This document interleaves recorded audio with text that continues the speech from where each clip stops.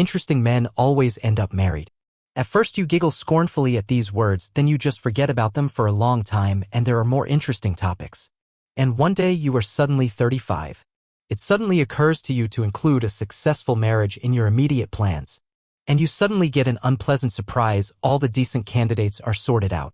That gray mouse from the next department has been married for 3 years to a guy with a spacious apartment in the center, inherited by him. Her mother-in-law has a house in the south, which means every vacation and accommodation at the sea for free. The sales assistant, frankly fat for her age, looking like a simple-minded guinea pig, also well settled with an older husband in a small country cottage with an apple orchard. Lisa thought that she would always get married in time. She would certainly not face loneliness. You can take your time and enjoy youth, freedom. By 35, from her version of freedom, Lisa began to get tired. Freedom is good in a harmonious combination with money. And when you have to spend so much time working, plus all kinds of corporate trainings and other nonsense, to ensure your desires, there is almost no time left to enjoy life. It seems that from a successful marriage with the right approach you can get more pleasure and benefits than from the hard work of building a career from scratch if you are not the daughter of a wealthy daddy. Lisa began to look at her fans, buddies, even just acquaintances as potential husbands and saw nothing comforting. No one fits the role of husband. One handsome, but he has a mortgage, after payment of which barely enough to reach the salary. Another, the soul of the company and seems to earn well but pays child support and helps his parents, for himself, and that remains not much, not that the wife. A few more people, if they wanted to marry, they would not want to marry a beggar, either, at least with their own place. Mercantile, in general, grooms have gone. There are, of course, and not such who are ready to invest themselves. But they have already been taken away by the quick girls who pretended to be good in time. Who to choose from now? Or is it only Lisa so unlucky? In the past vacation seemed that luck still waved its radiant wings over her head. Lisa met an interesting president. To her attention, a handsome, athletic blonde with cheerful eyes, politely and sweetly offered at the beach bar to treat her to a cocktail. After a minute, when she accepted, it turned out that his name was Edgar and that he was from the same town as she was. Only he lived in the private sector in an upscale neighborhood. Unless, of course, he's just lying to get the dust in his eyes when he's planning a resort romance, Lisa thought. She didn't mind getting to know him better. In any case, this Eddie was gallant and pleasant to talk to. At least the vacation would be a pleasant memory. Further development of acquaintance gave Lisa hope. Edgar offered to take a trip on a small yacht rented by him for fishing, and in the evening to go to a restaurant for dinner. Please don't suggest splitting the bill, coquettishly boldly declared Lisa, so that she could be understood both in jest and in earnest. I'm not only a poor girl, but also old-fashioned. What are you talking about? How can you say that? I would never have suspected a feminist in such a charming girl, Eddie replied. In my humble opinion, you should be catered to, entertained and pampered. I love those opinions. She laughed in an unapologetic way. Accumulated by 35 years of life experience told her that it is foolish to be enchanted by the prospects. Just dreaming, and by the end of the evening, the man will have time to spoil the impression of himself. But this time everything was going perfectly smoothly. Edgar, for one thing, was clearly not too poor. He had rented a small maneuverable yacht for sea fishing for a week, not in company with his friends, as it often happens, but on his own. He even showed her the contract, as if just to talk, but in fact to look more interesting in her eyes. And secondly, Edgar turned out to be not greedy. Lisa had seen enough stingy men who prefer unassuming girls. And more than once she had to really dine at home after treating coffee with a scoop of ice cream, which was generous beau. Eddie, as it turned out, wasn't about to skimp. Do you even like gastronomic delights? You don't diet? Honestly. On the boat, they'd gotten comfortable with the you thing. Because I'm going to order us a grilled seafood dish with different sauces, bacon-wrapped asparagus, and a bottle of decent white wine. Just one to start, then it's up to you. I love it all. You asked me to be honest? Well, I love gourmet stuff. I could eat a whole tray of the very thing you're about to order. You'd never know it, Eddie said with conviction.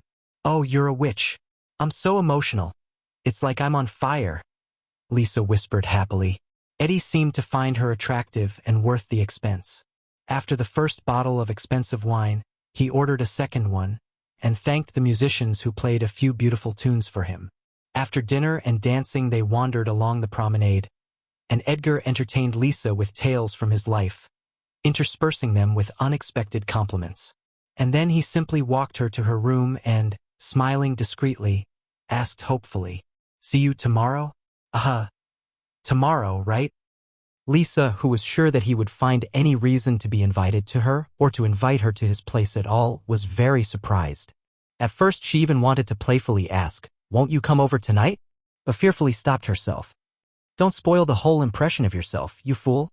So she said goodnight to Eddie and arranged to meet him after breakfast. And 5 minutes later, sitting on the sofa by the balcony door, I told my friend Darcy about her new acquaintance. "I don't know how it's going to go, but he surprised me so pleasantly today. Darcy, this is a rare occasion. And it turns out that this vacation promises to be a pleasant one. So that nowadays it's romantic to have such an evening and just go to your room." "Well, think about it. Maybe that's his method," suggested a critical Darcy. "He's already made the right impression on you and you'll be in the right mood tomorrow." "Darcy, you're in the wrong line of work. Lisa praised you. You should not be an accountant in your time to study and the psychologist. You've got it all figured out." "Yes, I know that tomorrow Edgar will offer to get acquainted closer. But you'd think I'd mind. I'm only on vacation for 10 days, so I can't afford to stretch out the courtship. If I continue to like everything about him, I'll do my best to continue our romance at home. It should not be in vain such a marvelous coincidence that we are from the same city." Indeed, in a day or two Eddie and Lisa's romance had passed into the stage of a stormy and sparkling one, and they themselves had become the most beautiful couple of the season on whom everybody looked round. Lisa didn't think happiness loves silence and enjoyed listening to the echoes of whispers behind her. All those what he found in her and other kitchen remarks, female envy always lifted her spirits. Let the chickens talk about her, but the men looked on with interest and envied Eddie. "Look, darling, don't make any plans," Darcy warned her. "In such beautiful cases, when the hero at the resort is generous and gallant, he's bound to end up married to some stuffy ant." "You still haven't asked him that?" "Well, I don't recognize you." "Darcy, don't you dare spoil my beautiful love." Laughing, Lisa begged. "Well, I find out that he is married." "Well, what will it change? You'd think I immediately proudly walk off into the sunset. I'm not going anywhere. I'll just think about the fact that soon the fairy tale will end. And I don't want to think about anything like that now. At least I should remember my vacation with pleasure. And I will. It will be funny if your knight is married and on your beach you meet someone else from our little town who knows his wife, for example. That's it. No more scripting. Not a single face from our town is here. And let us meet even the Pope," Lisa announced nonchalantly. Edgar had arrived at the sea a few days earlier than Lisa and was leaving first. She had to spend the last couple of days of her vacation without him. "I'll bribe the bartenders to call and let me know how you're behaving." "At home, you won't have time for that, my sweet," Lisa replied, trying to keep her tone lighthearted. "Your ordinary life will begin, work, family." "Yes, family," Edgar confirmed grimly, casting his eyes into the clear sea water as if he were looking for fish. "Thank you for not asking about it. Not ruining the beauty of what happened. I really appreciate it, kitten. You're a smart woman." "How did you know that?" "I'm married, unfortunately." "For me really now especially, unfortunately, and it's not a lie, Lisa. You can see that in me. It's just that this marriage is kind of hard to break up. Let's not do this right now, okay? I'll explain it to you when I see you at home. You're not going to tell me we're not going to keep seeing each other at home now, are you? We're too good together to break it off because of stupid prejudices. I'll miss you very much and wait for you these days." "Don't promise, okay?" Lisa asked with thoughtful gentleness. "By the time I get back, you might change your mind. And that would really upset me." "So this is as important to you as it is to me?" Edgar asked, putting his arm around her. "So," Lisa smiled, trying to sound mysteriously reserved. To her own surprise, she wasn't upset that Edgar was married.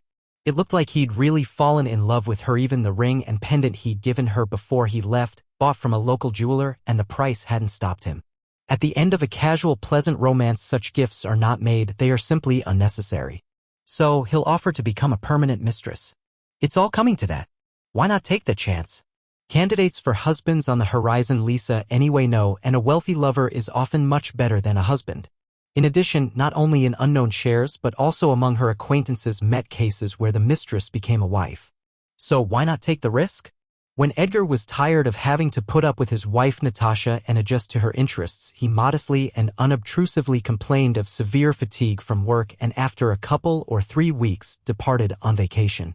Usually it helped, and on his return he played the role of an exemplary husband without much strain. Now the usual means of resetting was failing. It seems that life is really time to change.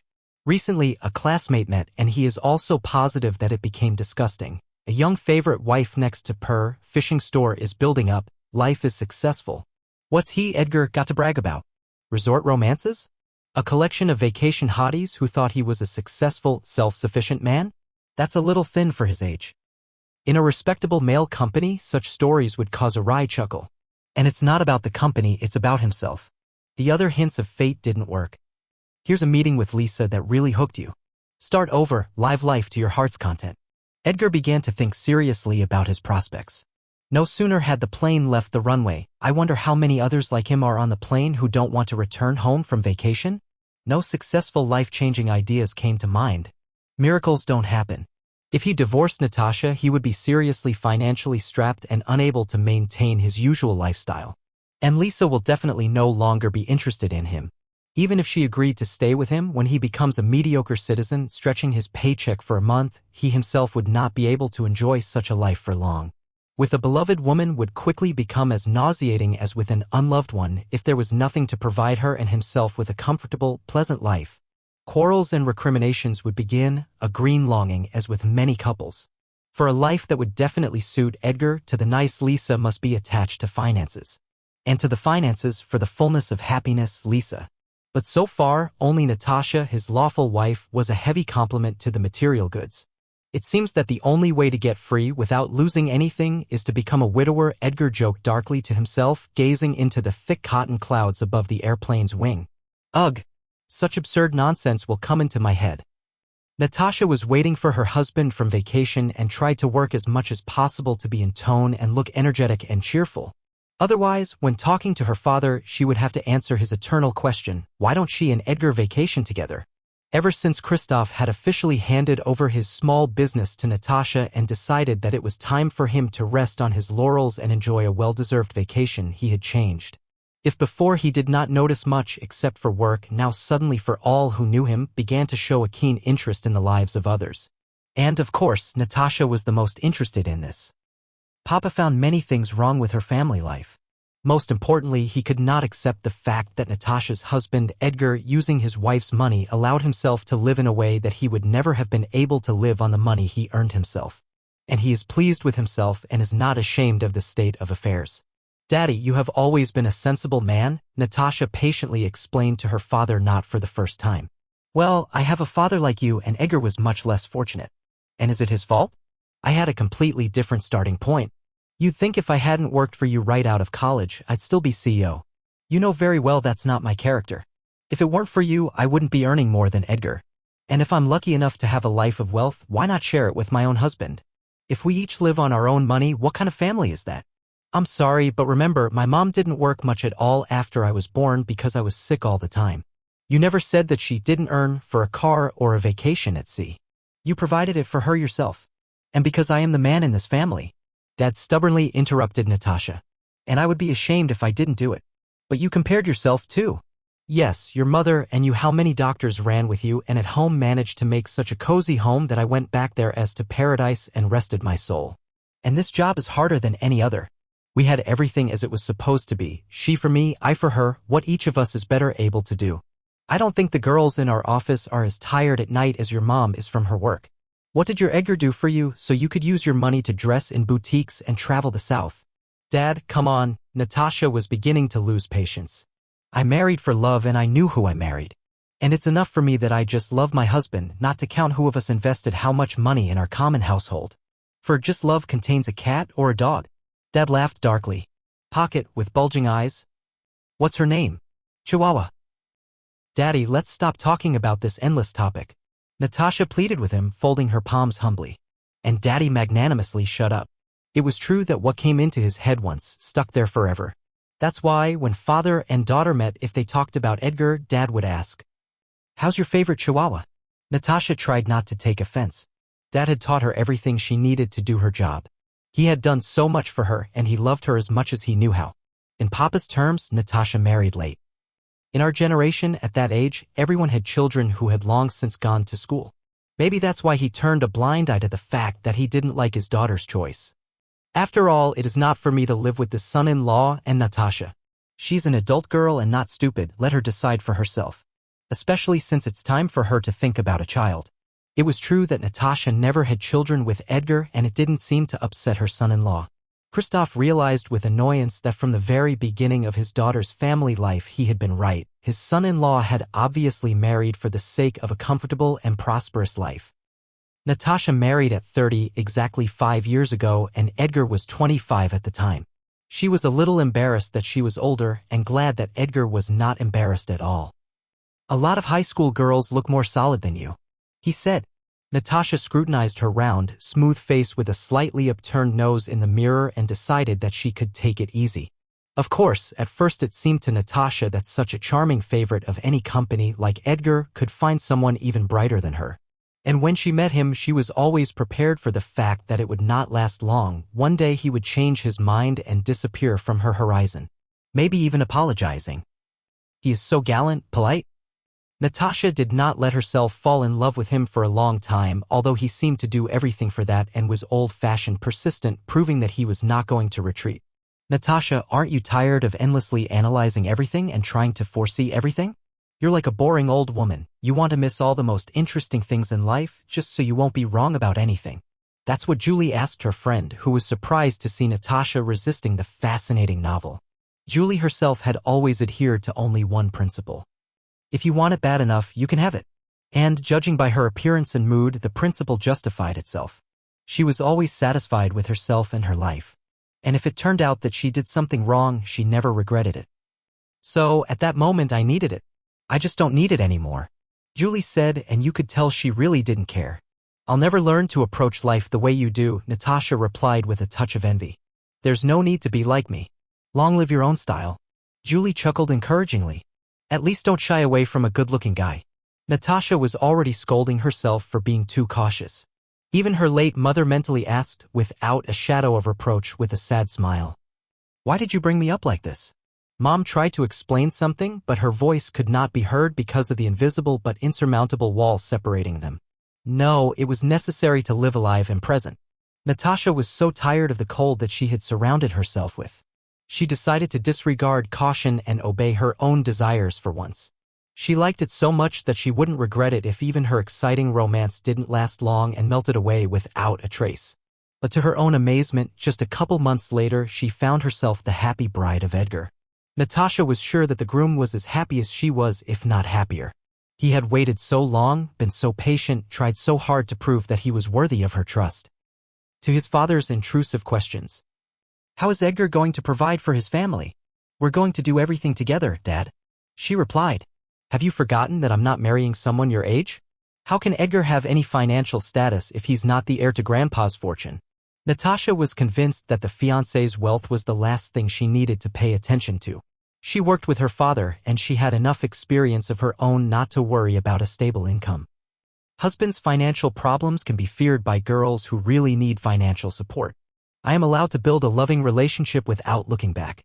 Despite her incomplete 30 years in this very love, Natasha was inexperienced as a teenager.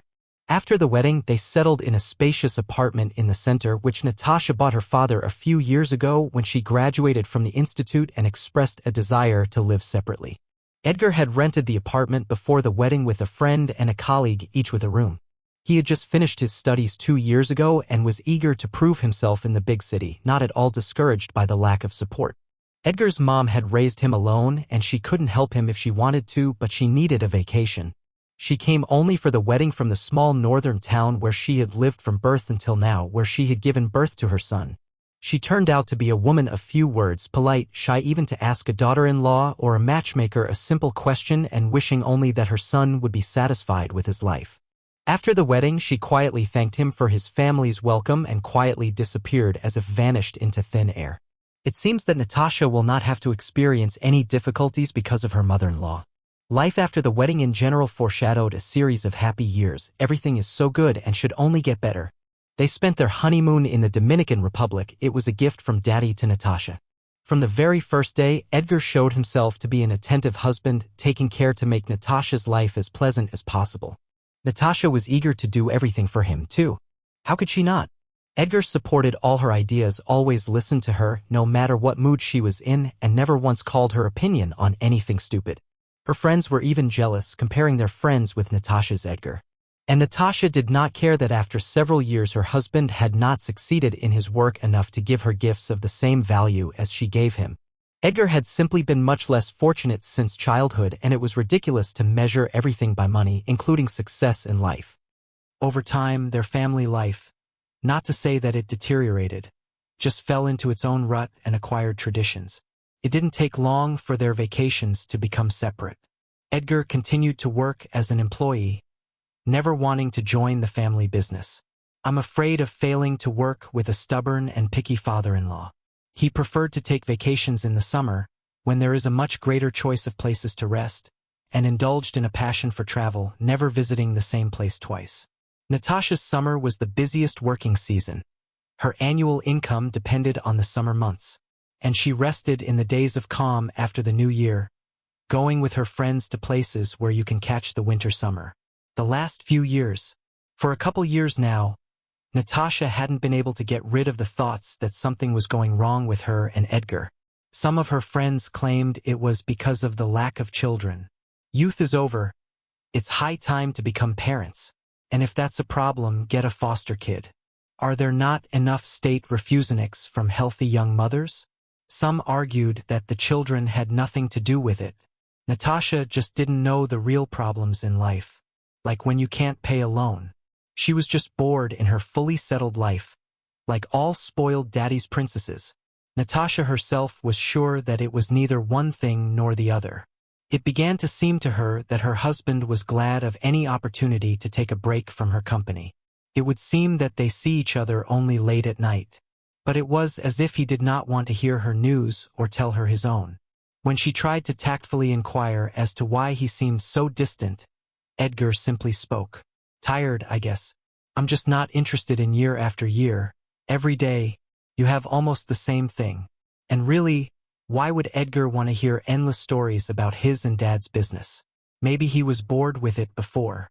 It was just that Natasha was younger and more attractive, and he pretended to be interested in what she had to say. And now that she was no longer a girl and looked tired more and more often from the morning, it was easier for him to realize that he was tired of pretending. He'd only called twice from his vacation. They were duty calls, some strained calls like a conversation between coworkers forced to communicate just because they worked together. What had she done wrong?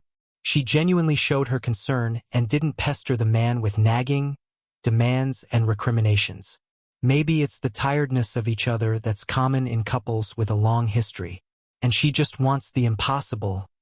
With this thought, on the eve of her husband's return from vacation, Natasha was about to go to bed, when suddenly her friend Julie called. "Are you asleep?" she asked, as if it was usual for them to talk in their sleep. "Nope, I'm lying there thinking." Natasha smiled sadly into the phone. "And my mom is back from the sea. Did I tell you that I sent her to Montenegro? To Budva?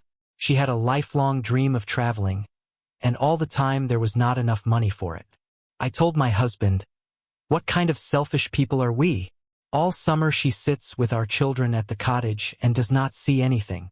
At least once let her rest as she has always dreamed. Hello from me to your mom too. How is she? Are her eyes burning? I have Edgar in Montenegro right now, and also in Budva. Natasha, my mom is thrilled, of course.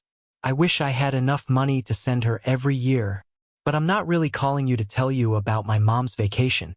Mom and I even argued and almost quarreled when we decided whether to call you. Mom kept telling me I didn't have to, but I decided otherwise. Did your mom find out Edgar stole a boat in Budva? Do I have to bail him out to get him released?" Natasha laughed. "Julie, why do you sound so tense? Mom swears she saw your Edgar on the restaurant terrace last night. He was dancing with a shapely brunette he obviously knows intimately. Mom says he was so into the dance that she took a picture of the couple from the street, almost without hiding. They could tell from their lips that they were having a nice conversation, You'll have to pardon my ocular mom. Natasha, you've known her since we were kids, you can't change her. I fought to get this picture out of her. Still, my mom has a weak camera on her phone, so I personally wouldn't have been able to give a definite answer. About the long-distance shot, is your husband there or not? Do you want me to send it to you or not? Julie, if you're going to tell me, send the photo. Natasha exhaled. Maybe it's not Edgar at all. That's what I told her. You could have confused him with anyone. You've seen him a few times and a long time ago. And she said, no, it's definitely Natasha's husband. But let's keep it between us so Natasha doesn't get upset. Then I said she'd keep it to herself and not tell me. Anyway, I've decided that I'll have to notify you. If you want, you can show me the photo yourself. Look, even if he is. What? A man can't dance in a restaurant on vacation? We met some fellow countrymen in Thailand last winter. We went to a crocodile farm together, remember? Send it already, Julie. Natasha interrupted her friend.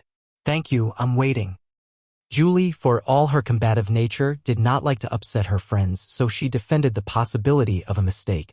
In Natasha's opinion, there could not be the slightest doubt. Her husband, Edgar Black, was in the picture, his arms wrapped around the girl's waist. You don't dance like that with strangers. There was no surprise for some reason. Reflecting on the fact that in their lives with Edgar something had broken down, Natasha simply forbade herself to think about the possibility of infidelity. She is ridiculously inexperienced in love affairs, all her life was more engaged in work. Even her only serious affair was with her future husband and ended in marriage, which she also treated conscientiously as a job. It never even occurred to her to regret that she knew so little about men and love. I guess women like Natasha, if they are loved, they don't last long. They're too boring. The girl in the photo was taken in profile in the semi-darkness of the restaurant terrace. There was no face visible in the evening light, but even a glance at the curve of her figure, at the hair flowing down her open back, at the posture of Edgar's dance partner was enough for Natasha to realize that she was losing to the stranger in everything. If Edgar wanted to leave, Natasha had nothing to hold him back. It's not even about this strange woman. Most likely, at the end of the vacation, Edgar will never see her again, they will go to different cities. But aren't there many other magnetic women? Natasha does not have this innate ability to attract men. Apparently, she was born only to develop her father's business. Not to follow naive advice to lose weight and change her hair. Who have they helped? There's nowhere to lose weight, she's narrow-shouldered and narrow-footed. Her haircut has been very short all her life, and her husband has never said he wasn't happy with it. I didn't want to run to Julie or any of her friends for advice. They would begin to sympathize and again give advice on appearance and cunning behavior.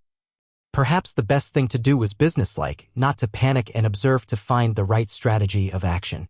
Edgar feared in vain that he had lost his skill and artistry. Returning home from his wonderful vacation, he easily fell into the familiar role of a decent husband. Apparently, this role had already gotten under his skin. Natasha met him somehow stiffly, not even willing to show that she missed him. If he had thought of leaving her, he would have been quickly replaced by a younger, agile guy with a fresh fervor to prove his love every day for the sake of a comfortable, trouble-free life. No, lads, look for other convenient wives. This trough is full. After Lisa's return and almost until New Year's Eve, everything for her and her beloved was going as well as possible. Natasha found new profitable customers for whom she decided to try to give the business a new direction. Her father supported her, and both representatives of the business-minded family plunged into work. The global employment of silence provided Edgar with a lot of free time, which he spent with pleasure in the company of Lisa. He both liked and disliked the fact that he had become truly attached to his mistress. When a relationship becomes permanent, playing the chosen role becomes more difficult. I'd rather Lisa learn from him himself, not through random third parties, that all his gloss is the result of a marriage of convenience. She is not a young girl, is not naive, and should understand him. They seem to have quite a lot in common. From his hometown, Edgar left without looking back immediately after school, and remember the childhood categorically did not like. He and his mother lived poorly. Her earnings after paying the utility bills were enough only for the bare necessities. It was good that there was also grandmother's pension, which also went into a common pot. How did Mom even decide to keep a child from some fleeting affair with a business traveler? Edgar didn't understand. Really, Mom's explanation was simple. It was scary to expect anything else. She was old enough to have a baby, so she wouldn't be alone in the world when Grandma was gone. Edgar was angry with her, but silently.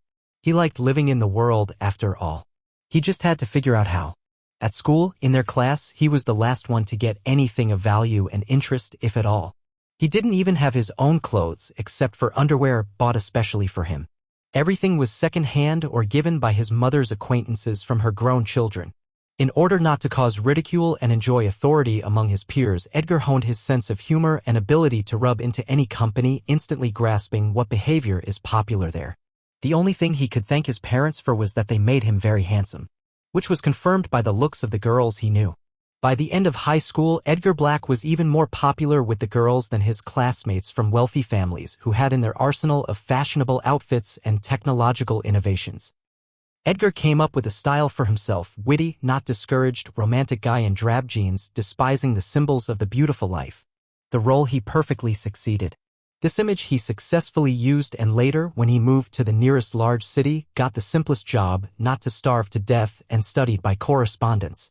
His loving grandmother, who naively considered education as a means to achieve all goals, even sent her favorite grandson some pennies to pay for a bed in a dorm room. Edgar chose the institute on the principle that it was easy to enter and easy to study, combining with work. People like him underestimated the prestige of an educational institution. He just needed a diploma, because all employers demanded this crust. Otherwise, he would have to hand out leaflets on the street, wash other people's expensive cars, or collect orders in warehouses. Edgar quickly realized that even after graduation he would have to work for a long time before he could achieve a decent standard of living. For this it is time to make an effort now. And by the last course, Edgar changed his image from a romantic hero in rags turned into an ambitious manager dreaming of becoming a success. His new image also played well, especially since he managed to find a job as a sales representative. Of course, this only meant that he spent his days traveling all over the city and the surrounding area like a hunted horse. But he had mastered the language and manners of a salesman brilliantly, and he looked good in a business suit, albeit a cheap one. Of course, such a life was exhausting and had nothing in common with the one he had dreamed of. Was it worth it to leave the city where at least his mother and grandmother lived, who could feed him a home-cooked dinner after work instead of soaked instant noodles? It seemed that the smell of this masterpiece of cooking was forever embedded in his skin. Edgar had only one improvement in his life after graduation. He moved from the dormitory to a room. He rented an apartment for two with a friend. There was a semblance of home comfort. It became possible to bring girls to visit. Of course, no serious permanent relationship. Edgar did not even think about any serious permanent relationship. They require expenses, and he would get out of poverty. True, he was lucky with girls. His friends envied him. This handsome man always got girls who were ready to love him unselfishly for moonlit walks and romantic gestures. No special talents were required of him. Behave politely, courteously, warningly, gallantly, in the old-fashioned way. Say what the girl wants to hear. Nothing complicated. Why do others consider his ability to please a special kind of luck? By the age of 25, Edgar Black had honed his skill at liking enough that a generous fate decided it was time to give him the gift of meeting Natasha. It was jackpot-level luck, a pass to the social elevator. Of course, Natasha is older than him, a little boring, and also too much listens to his father, and the work is obsessed. But on the whole, she's not obnoxious, she's pretty, her character isn't problematic. And she seems to be falling in love with him more and more, though she tries to resist, weighing the pros and cons too seriously.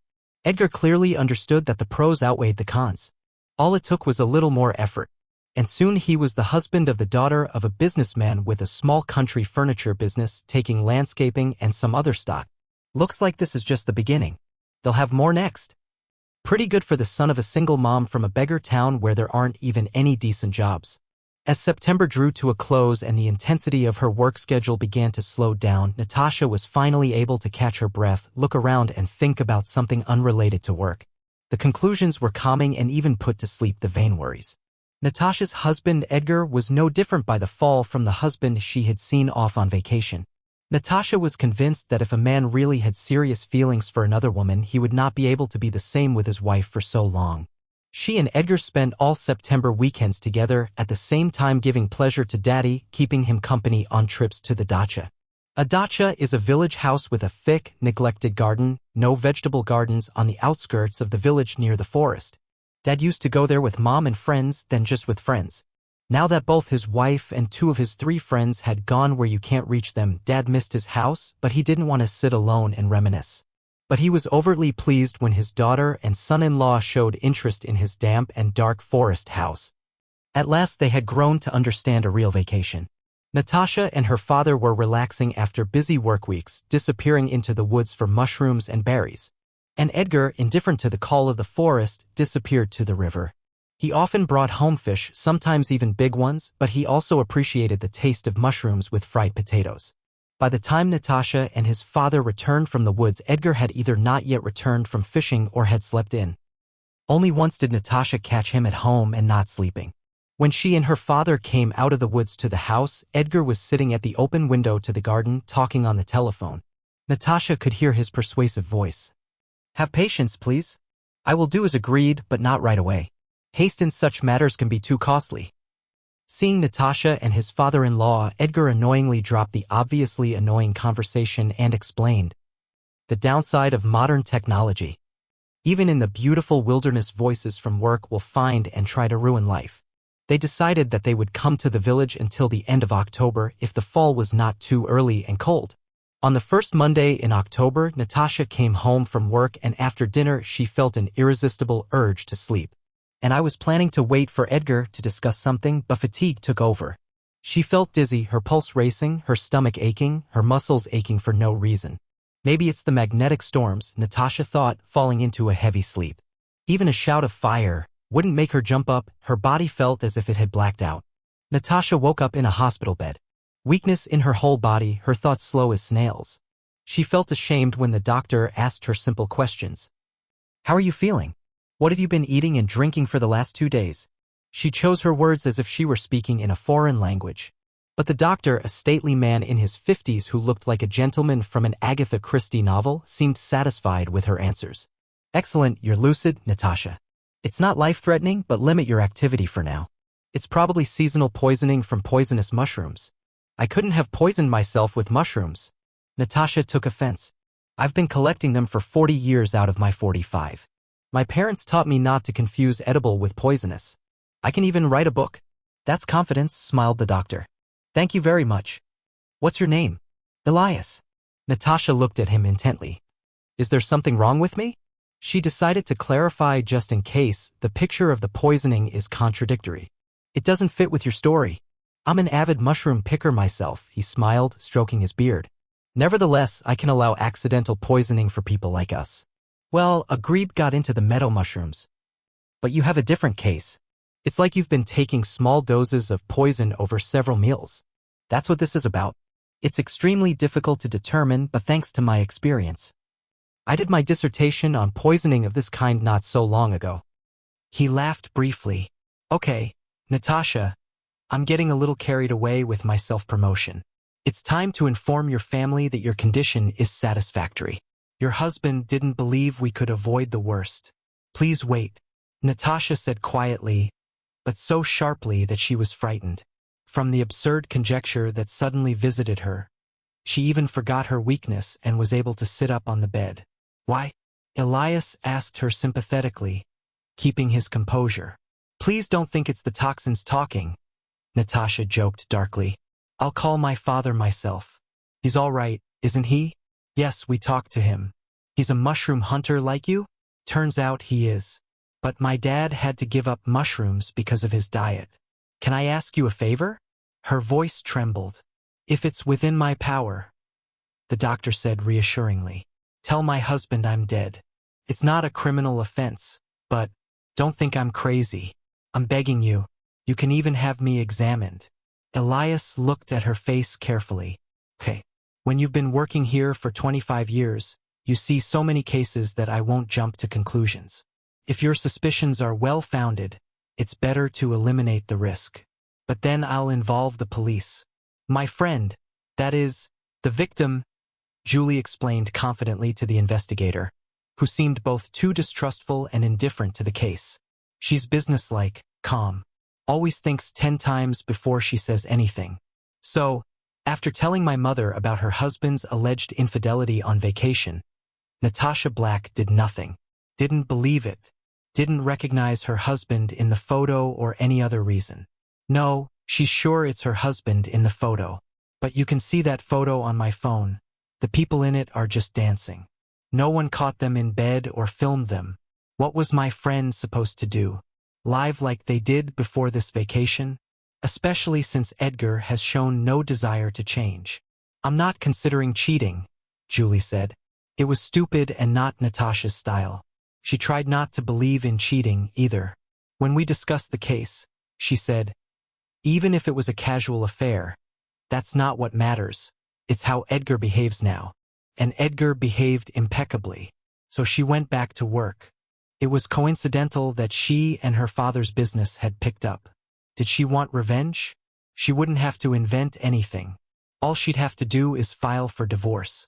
Edgar would be left with nothing, literally. Everything of value in the Black family belongs to Natasha. Her father bought her real estate before the wedding and officially transferred the business to her a couple years ago. All the assets are hers. Not a bad heiress and not petty. She and Edgar have been sharing all the goodies for 15 years. If you check his credit history, not a single loan. He didn't buy cheap cars. Curious how that compares to his salary?